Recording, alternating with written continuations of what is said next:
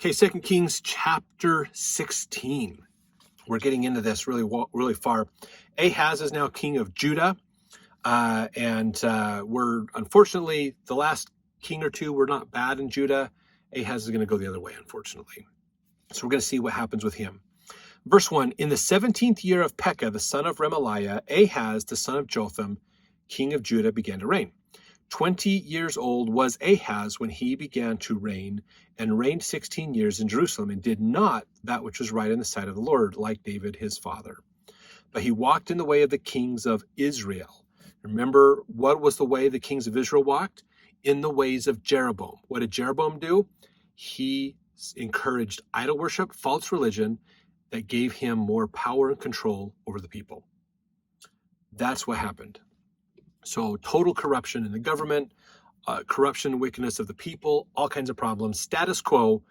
Ahaz goes back to that status quo. They were getting better, and now they're back to the status quo. Verse 3, I just read that. But he walked in the way of the king of Israel, yea, and made his son pass through the fire, according to the abominations of the heathen, whom the Lord cast out from before the children of Israel. What is this about? This goes back to an extremely ancient tradition. In fact, it dates back to Abraham's time. There was a worship, a kind of trial or test that oftentimes people would go through, or a sacrifice, where they would build fires and they would make people walk in between them. We talked about this a little bit. If you go back into Genesis with Abraham time, they would go through there, and oftentimes the people would die because, think about it. You've got these two intense fires right next to you. You have to walk in between them. You're literally having to practically walk through fire. And if you live, then that's a good omen from the gods. If you die, the gods have taken you as a sacrifice.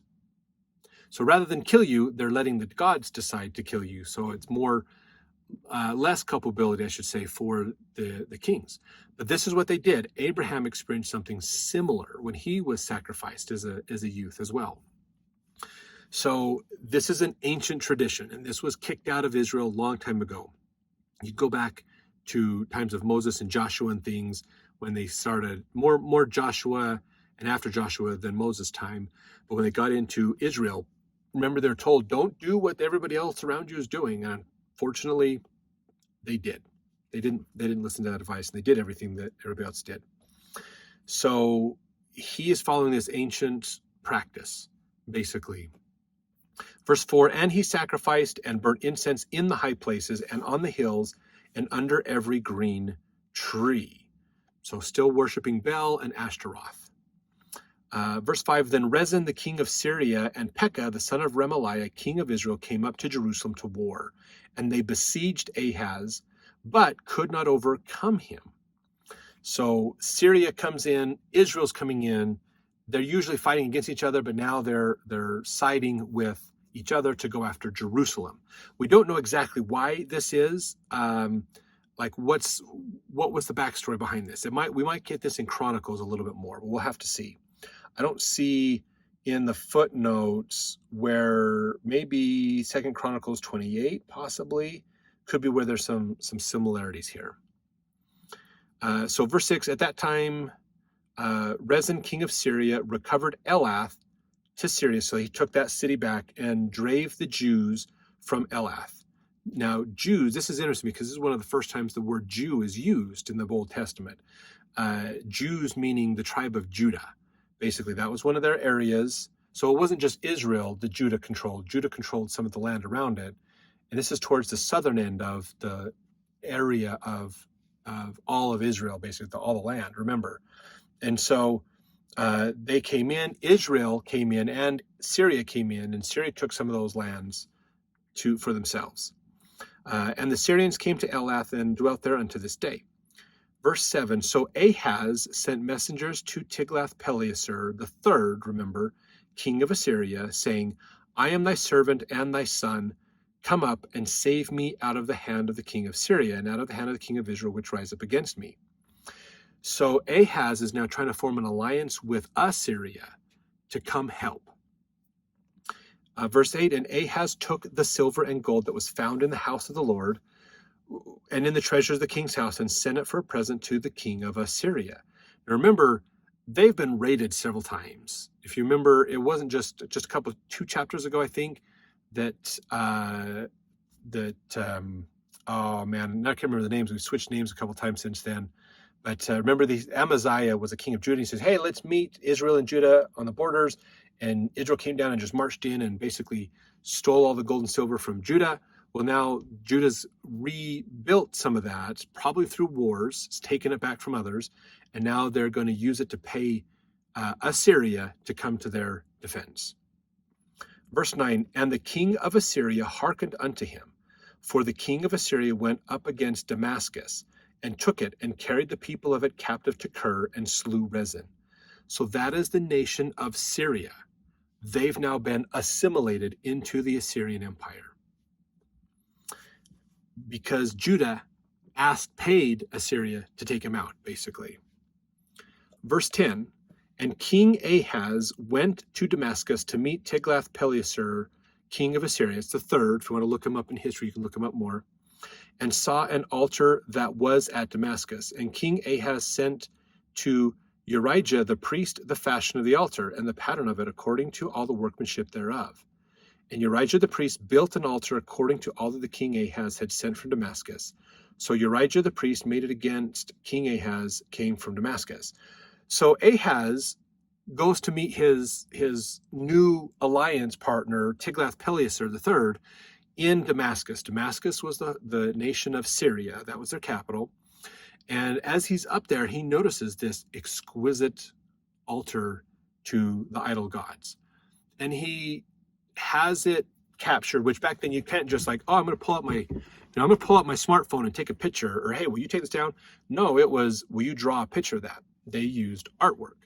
So he captured an image likeness of it, the dimensions and things, and he sent it down back home for the priest to build this elaborate, amazing altar in Judah. So again, Judah's not doing so hot as far as keeping the commandments here. So let's see. Where did I go? I just missed it. Verse 12. When the king was come from Damascus, the king saw the altar, and the king approached to the altar and offered thereon.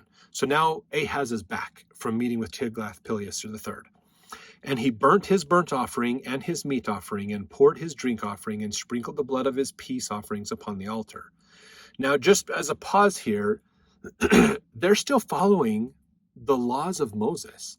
They're still doing these sacrifices. Okay, going through these motions. Some of it's probably distorted or changed from exactly what Moses had, but they're still doing these sacrifice offerings, just not to the right God. They're doing it to false gods, these idol gods, like Baal or Ashtaroth, Marduk, or others. So they're taking what was a true religion and they're using bits and pieces of it in their own way to do their own religion. So talk about philosophies of men mingled with scripture. Basically, that's what's happening here. Verse 14, and he brought also the brazen altar, which was before the Lord, from the forefront of the house, from between the altar and the house of the Lord, and put it on the north side of the altar. So he takes the brazen altar, which is most likely the wash basin, and he moves it basically from the forefront of the house, from between the altar and the house of the Lord, and put it on the north side of the altar. So he's changing where the sacrificial things happen in the temple, in the house of the Lord. Verse 15, and King Ahaz commanded Urijah the priest, saying, upon the great altar burn the morning burnt offering and the evening meat offering and the king's burnt sacrifice and his meat offering with the burnt offering of all the people of the land and their meat offering and their drink offerings, and sprinkle upon it all the blood of the burnt offering and all the blood of the sacrifice, and the brazen altar shall be for me to inquire by. So they've moved the other altars out of the way that were the traditional ones and put their own altars in the place.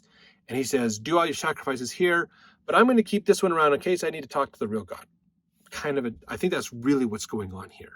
They're not getting rid of the old God. They know he's real and they know he helps Israel out. There's a lot of history of that. They're just not following him. They want him around for convenience, basically. Verse 16, thus did Urijah the priest, according to all that King Ahaz commanded. And King Ahaz cut off the borders of the bases and removed the laver from off them, and took down the sea from off the brazen oxen that were under it, and put it upon a pavement of stones. So this is the laver. This is where the wash basin. Now, originally the wash basin was a small basin. You'd get water, put on your hands, kind of sprinkle it, or use a kind of wash yourself more symbolically. Then it changed to a bath, this large base they called it the sea, because it's like a giant tub basically, and they had it up on the 12 oxen. Okay, this will be familiar if you're familiar with your baptismal fonts in the temples today. It was up on the 12 oxen, and they established this, remember, back in King Solomon's time, and then he's taken it off the oxen, brought it down, put it on stone, and is now using it for his own ritual. So he's changing the temple, the stuff in the temple, to do what he wants, basically. Verse 18, and the covert for the Sabbath that they had built in the house, and the king's entry without, turned he from the house of the Lord for the king of Assyria. So he is actually encouraging the worship of things like the king of Assyria, trying to be like him. Verse 19, now the rest of the acts of Ahaz, which he did, are they not written in the book of the Chronicles of the kings of Judah? And Ahaz slept with his fathers and was buried with his fathers in the city of David. And Hezekiah, his son, reigned in his stead. So we see a huge influence of Assyrian culture into Judah and into Israel. Some of Israel's been carried captive. The nation of Syria is gone now, basically, at the request of Judah, and there's still more to come. So let's jump in the next chapter to see more of this.